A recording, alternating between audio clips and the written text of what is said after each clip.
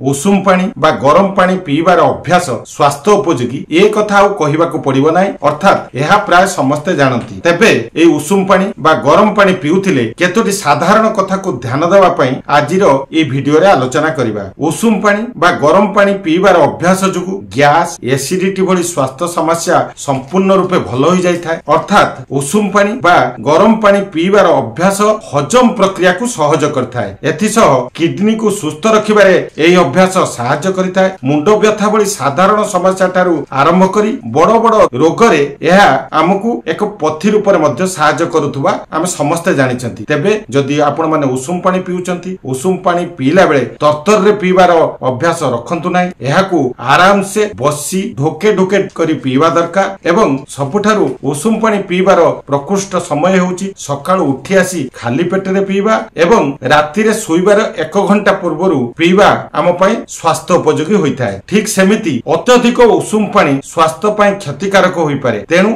उषुम पानी 42 रु 50 डिग्री मध्य रे होइथिबा दरकार। एई सब साधारण दिग को आमे ध्यान देले उषुम पानी रो उपकारिता को आमे समस्ते भल भाबरे उपभोग करि परिबा।